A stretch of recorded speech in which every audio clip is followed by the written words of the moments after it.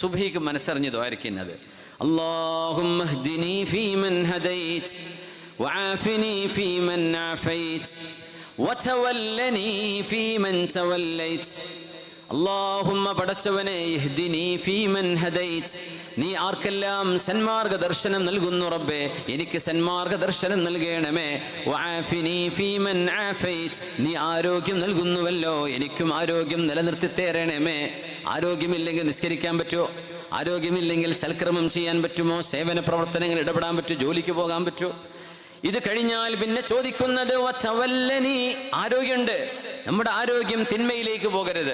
സംസാരിക്കാൻ കഴിവുണ്ട്, പക്ഷെ വേണ്ടാത്തരം പറയരുത്, നോവിക്കുന്ന വേദനിപ്പിക്കുന്ന വാക്കുകൾ പറയരുത്. ആഫിയത്ത് കിട്ടിക്കഴിഞ്ഞാൽ പിന്നെ അള്ളാഹുവിൽ നിന്നുള്ളൊരു ഏറ്റെടുക്കൽ കിട്ടണം. അതാ പിന്നെ ചോദിക്കുന്നത്. വതവല്ലനി ഫീമൻ തവല്ലൈത്, നീ ഏറ്റെടുക്കുന്നവരുടെ കൂട്ടത്തിൽ എന്നെയും ഏറ്റെടുക്കണമേ.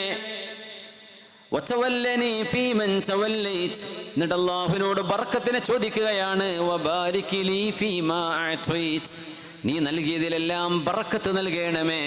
പിന്നെ പറഞ്ഞു റബ്ബേ, നിന്റെ ഖലാ, ശർറായ നിന്റെ ഖലായിൽ നിന്ന് നീ എനിക്ക് കാവൽ നൽകണമേ. വഖിനി ശർറ മാ ഖളൈത്. പിന്നെ പറയുന്നത് അല്ലാഹുവിനെ കുറിച്ചുള്ള മദ്ഹ. ഫഇന്നക തഖ്ലി വലാ യുഖ്ളാ അലൈക, അത് അല്ലാഹുവിനെ പറ്റിയാണ്. ചോദിക്കുന്ന ചോദ്യങ്ങൾ ഇതാണ്: ഹിദായത്ത്, ആഫിയത്ത്, വിലായത്ത്, ബറക്കത്ത്, വിഖായത്ത്.